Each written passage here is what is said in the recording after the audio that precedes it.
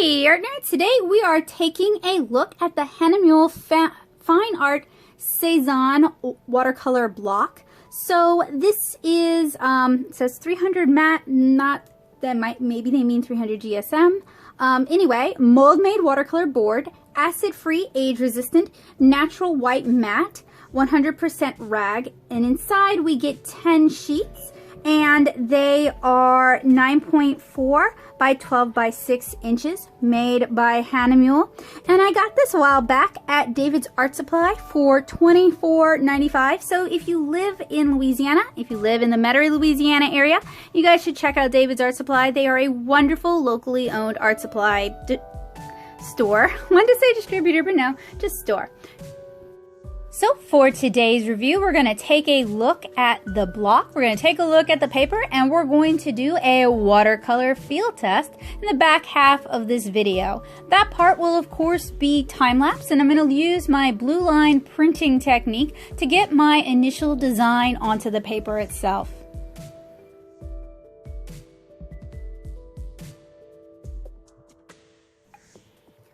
So the back of this block is pretty plain. Hahnemule Fine Art seems to be a German company located in Germany, and you guys will be able to find more information about this down in the description below, so please do check there. There's no protective sheet on this block, it's just wha-bam watercolor paper, and it seems to be bound on the edge with a mixture of like cheesecloth and glue. Over here, let's see if we can find the English. Hahnemule watercolor board. Choosing this watercolor block, you have made an excellent quality choice. This high-class board, okay. I'm a classy watercolor painter with my anime art, I guess. This high-class board is very stable and ensures improved flatness when wet and even flow of paint in high-intensity colors.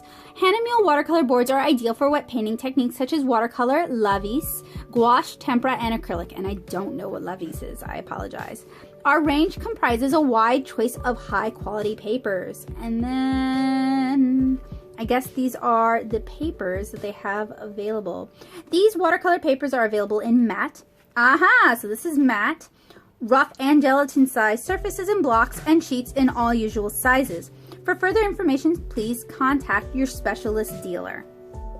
So unlike some of our other watercolor reviews, this is, where is it open at? It's not open at the top, it's not open at the side. I guess it's kind of, I found it. It's open at this corner. So usually I have bad luck just removing these. So I have a handy dandy knife to help me do that. So I'm going to remove one sheet so I can run it through my printer. And then we'll move on to the mud test.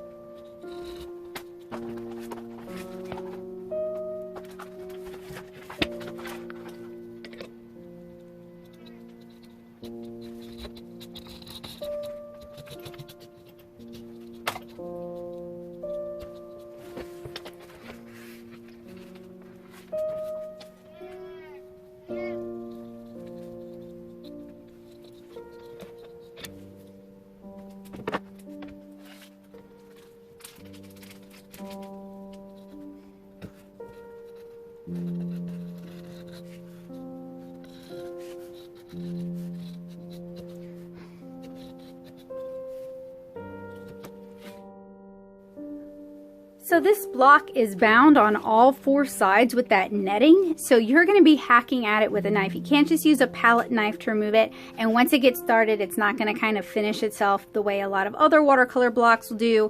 You need a knife the entire time, which does not necessarily make it ideal for field use if you want to switch out your paintings.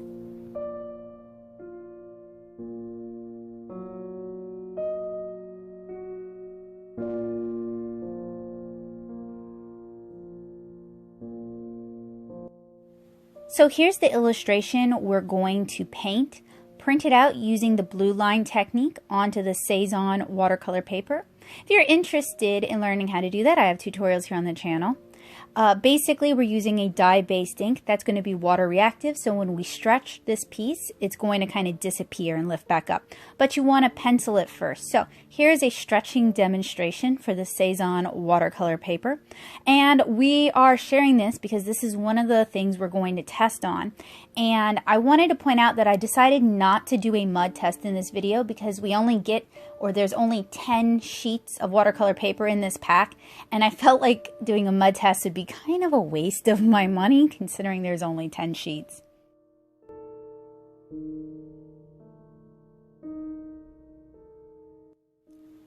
So the blue lines lifted up pretty cleanly. Some papers don't want to relinquish the blue lines, so I do prioritize papers that handle well and will let go of the blue lines. We also didn't get any major kipping or buckling issues when stretching this watercolor paper, but I do wonder if there's a lot of internal sizing that we hadn't really reactivated.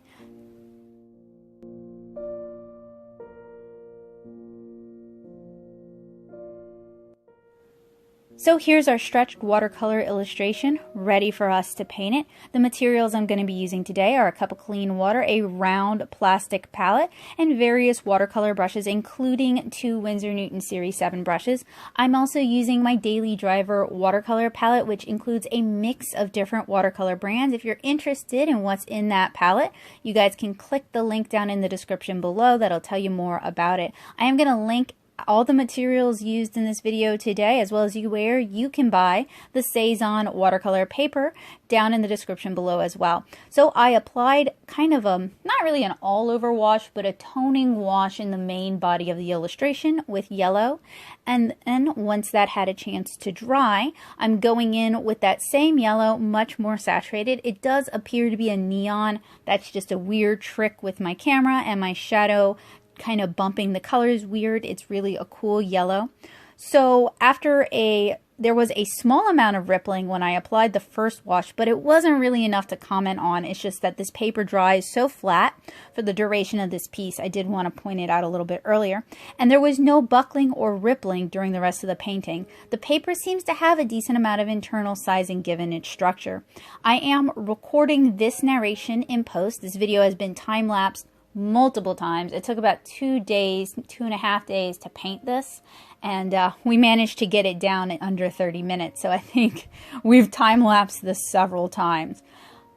I also want to point out this paper, I'm going to kind of spoil everything, spoil the game for you guys.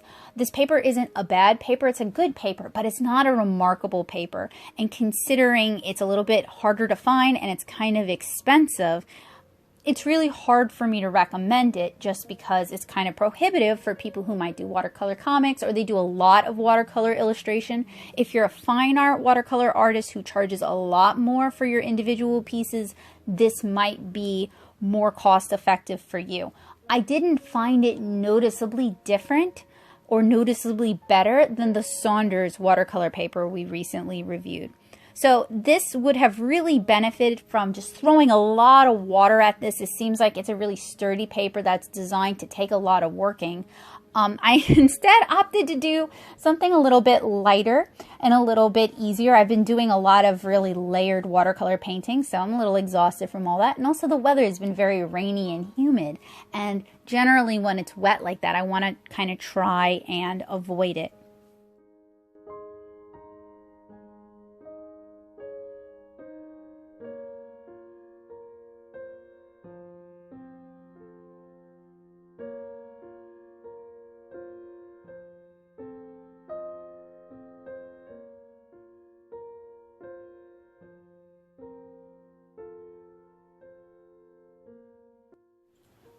So I did look up what lavis is, not super sure on the pronunciation, but it's an open bite etching consisting of brushing pure acid directly on the printmaking plate. So apparently it is a printmaking technique. I've done some printmaking, but I've never done, to my knowledge, lavis. It seems like working directly with acid might not be the safest mode of execution. So for this painting, I primarily worked with, it's like Magella Marine Blue was the blue that I used, and it was a Sennelier, one of the lighter Sennelier yellows. And I used that to mix most of the greens used in this piece. And I found that this paper is really good at like maintaining color vibrancy and maintaining color saturation. And that's really noteworthy because there's a lot of watercolor papers that don't. Cellulose papers in particular are really bad about this. This is a cotton rag watercolor paper, so it shouldn't be such a problem. But there are some cotton rag papers that dry really dull too. Like Stonehenge Aqua tends to get this speckle effect, but that is not an issue on the Cezanne at all. And Cezanne is Hahnemule's 140-pound paper. Leonardo is their 300-pound paper. So they do have a 300-pound paper. It just runs under a different name. And as I mentioned, this was purchased from a local art supply store while I was in Louisiana, David's Art Supply. You guys know I love that place. Every time I'm in Louisiana, I make it a point to go down there. And at the same time, I purchased a Saunders pad, and I also purchased a watercolor round. So I'll link the Saunders pad down in the description where I do a field test review of that. And if you want this pad, it's $37.67 for the same pad, same amount of paper over on Amazon. I paid around $25 at David's, and it's fairly hard to find in the US in my area. If you live in a larger city, you may have better luck. If you have more art supply stores in your area, you may have better luck. But in Nashville, we have Michael's, we have David's, we have Paper and Ink Arts, we have Jerry's, we have Plaza. I say David's, we don't have David's. So we have a few, and none of them carry this. So you may have trouble finding this paper in your area.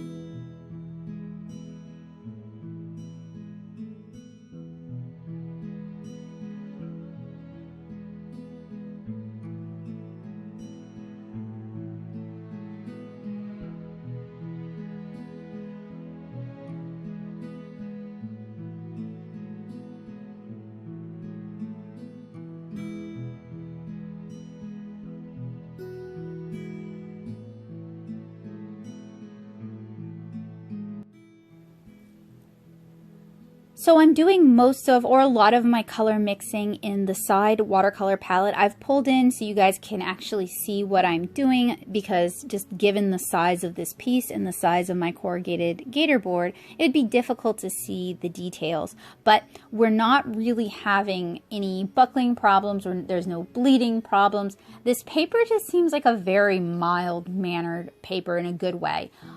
It's got a lot of internal support. It can absorb a lot of water. It doesn't stay wet for an inordinate amount of time.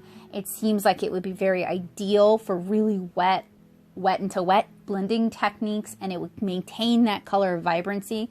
So for illustrators, for artists who work very loose, for illustrators who work very loose, this could be a very good paper for them. It does also seem to take fine detail quite well, so it could also be good for artists who do prefer to get a little bit tighter. It's just that there's a lot of papers that work well for fine detail but don't work well for loose, vibrant watercolor effects. So I do think it's worth pointing out that I think this one would really be a good one for folks who want to work looser. And as I mentioned far earlier in the video, when we were first removing a pad or a piece from the block, and that has to be done in order to run it through my printer, I don't think this would be such a good one for field work if you plan on doing multiple paintings while in the field, since removing it from the pad is a little bit more difficult than with other watercolor pads. It's not simply a matter of running your palette knife all around the edges.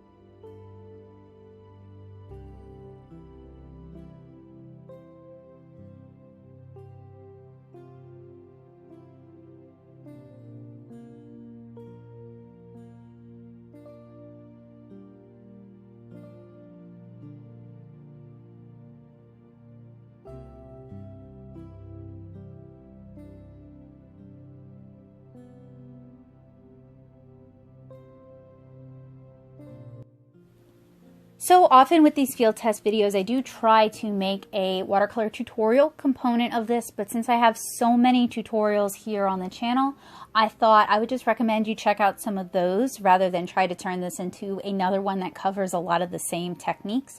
And that would allow me to focus on reviewing the paper rather than trying to juggle both the review and the tutorial aspect. So I have a watercolor basics, I have a quick and easy watercolor playlist that introduces some very simple, very basic techniques for people who are very interested in learning how to start with watercolor, but they may not have access to classes, or they may not be able to afford classes, or maybe they're a little bit insecure about taking watercolor classes, because sometimes if you've never taken an art class, it's hard to gauge where your level is, especially if you've been learning online.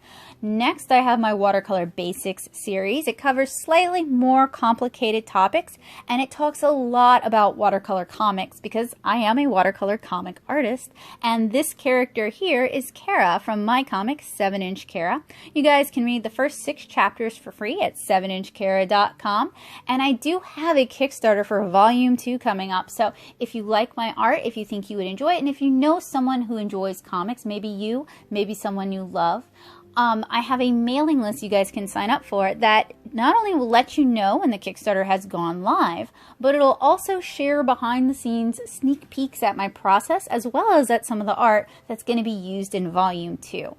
And then I also have a regular watercolor playlist that kind of includes all sorts of watercolor things. And then of course we review a lot of watercolors and some watercolor papers here on this channel. Those would also be included in the watercolor playlist. So I hope you guys will check those out.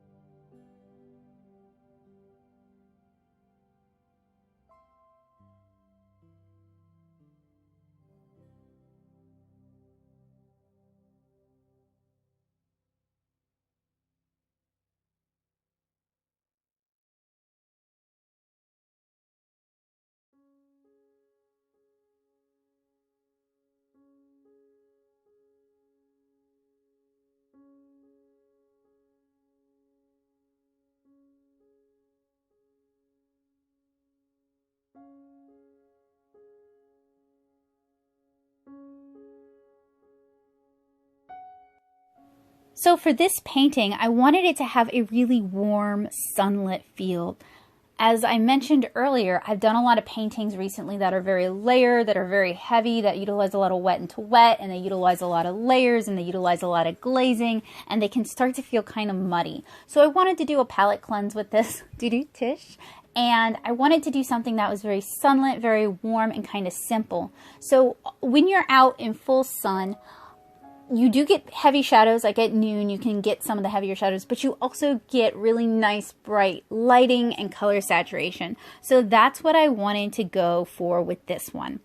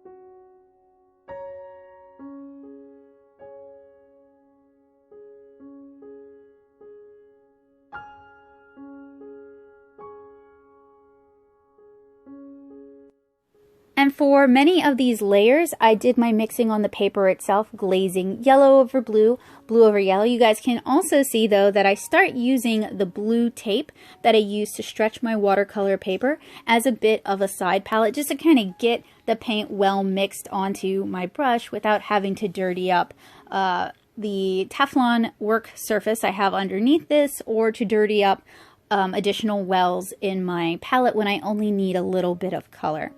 And the only real downside to this technique is if you don't wait for it to dry, it gets all over your hand. So you want to be careful not to drag that onto your watercolor paper.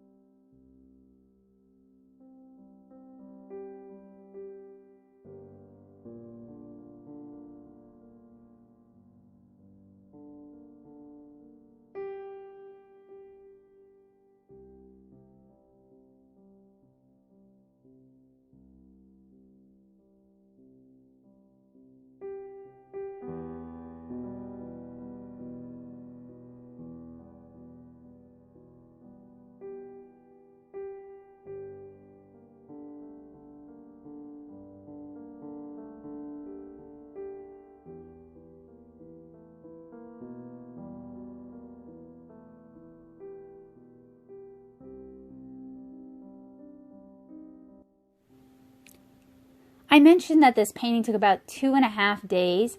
Usually, if I am painting for me and I'm not recording, I'm painting on the floor, I'm painting multiple paintings that have a similar subject matter or a similar color palette at the same time. So I can usually finish 3 to 4 paintings in that same time period. But when I'm recording, I'm over at my desk and things do take a lot longer to paint just because we have dry times to consider, and then my desk is being used specifically for just this purpose. So generally my painting process is faster because I'm batch painting. When I mix up a color like for Kara's skin tone, for example, I'm applying that same skin tone to 3 other paintings generally. So it's a little bit more economical because I'm not mixing up as much paint that I'm not going to use, and it's also very time economical, and that's how I can manage to paint watercolor comics without just going completely bonkers. But when we're recording, doing multiple paintings like that at one time would be very difficult, and it would get confusing as I'm editing. So I try to limit it to just one at a time.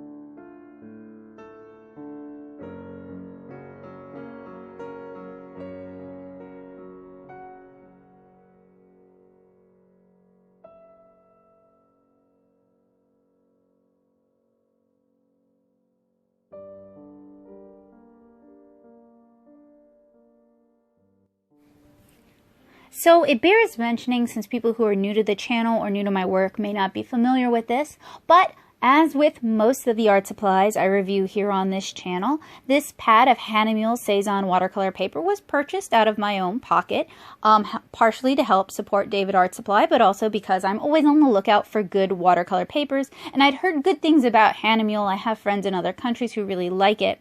I am familiar with their cellulose watercolor paper and not so fond of it, but I wanted to give their cotton rag paper more of a shot, since cotton rag and cellulose are often very different animals when it comes to watercolor. And as I mentioned, this is a fine watercolor paper. But since I purchased it out of pocket, it pays to mention that I am not in any way sponsored. This video was not sponsored. It was not requested. It was not commissioned. It was not paid for. Nothing was sent to me by Hahnemule. The product was purchased out of my own pocket for my own use. And all opinions are my own and are based on my experiences with this paper. Generally, when I'm reviewing products like this, I do try to avoid other people's reviews so I don't prejudice my own opinion. And then once I finish my review, I'll go and see what other people had to say about it. And sometimes that can greatly change my opinion, because sometimes I learn things that are very different. In that case, I will try to do a follow-up video. But since this channel is not sponsored, this product was not sponsored, I see no outside sponsorship, it's important for me to mention that if you enjoy these videos, if you find them helpful, useful, and informative, if you find my work inspiring, please consider supporting the work I do over on Patreon at patreon.com/natosoup. Even just a single $1 a month, if that's what you got to send, if that's what my work is worth to you, helps a lot. And knowing that there are people who are invested and interested in this work helps me to continue making these videos, not only financially, in that I have the funds to do so, but also emotionally, in that I have the support to want to continue to share this, since it is quite a time-consuming endeavor. I love doing it, but that support really means a lot to me, and it really helps make this possible.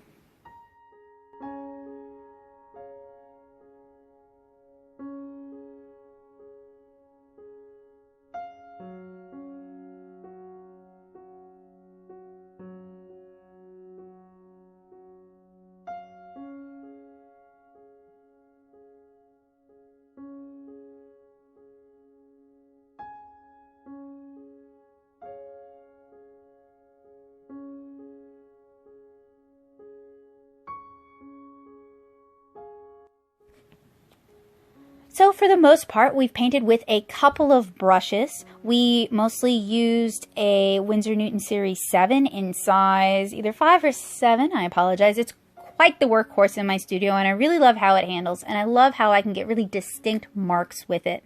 So I can rely on my brush instead of having to manually do everything, if that makes sense. Now we're switching over to white gouache just to add some white highlights here and there, particularly to the dewdrops, but also to Kara's eyes.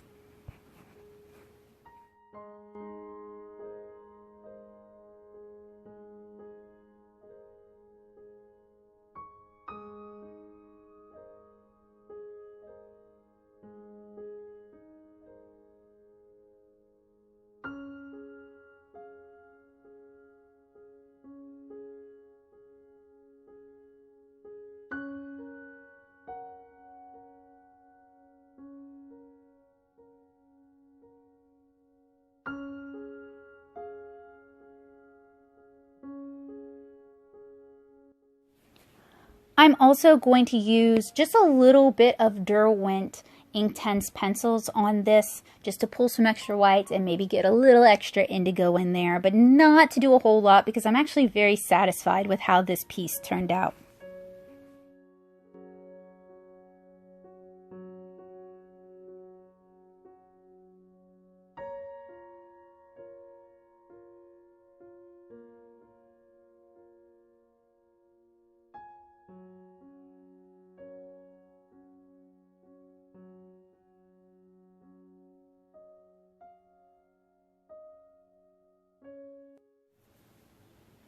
It's almost a shame that I opted to do something so simple, so sunlit, because the paper seems like it would handle large amounts of water and significant working and layering quite well. Colors dry almost as vibrant and saturated as they go down, which is a nice change of pace from other watercolor papers that often dry desaturated and too light.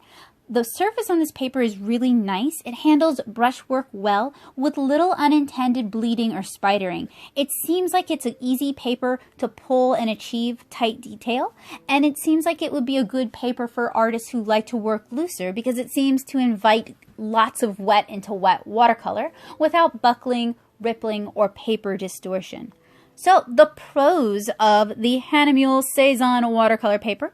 The colors are really vibrant and saturated on this paper. There's no speckling. That's one of the issues I have with Stonehenge Aqua Cold Press, or fading. So this is a really good paper for beautiful, saturated, vibrant work. There's no buckling with this paper. We seem to have a lot of internal sizing, and it seems to be just a fairly sturdy paper in general. It reminds me a lot of the Saunders, with the Saunders having more of a texture. This one does have texture, but it's like a true cold press texture rather than like a rough or a knot texture. The cons for Hahnemule Cezanne watercolor paper, it's fairly expensive compared to other papers. And I know there are a lot of artists who say you get what you pay for, and in many instances I agree with that. But there's also many artists who are mass producing artwork. They're making a lot of artwork, so they need affordable papers that handle well. And unfortunately, in my opinion, in the US where I live, Hahnemule Cezanne is not an affordable paper, but it does handle well. So this could be one of those papers that you treat yourself to use. It's somewhat tricky to find this paper. Blick, Jerry's, Plaza, Michael's, they don't carry it. And usually when I'm reviewing art supplies, I do like to talk about accessibility. Not all of us live in parts of the country where we have access to art supplies or a variety of art supplies. Many of us live in areas where we have a very limited selection. So accessibility is a point that's important to me, and it's one that I point out. Then there's only 10 sheets in a block, which, considering the price, doesn't exactly seem like you're getting what you're paying for. There are other brands that perform quite well that you get more paper for your buck. So I would recommend this paper, but I would recommend Saunders or Kilimanjaro over this paper because they handle very similarly. They're quality watercolor papers that are a joy to paint on. Well, at least the Kilimanjaro can be easier to find, and they're much cheaper. So I hope this review was helpful, useful, and informative for you guys, and I hope to see you guys again soon. Bye, guys!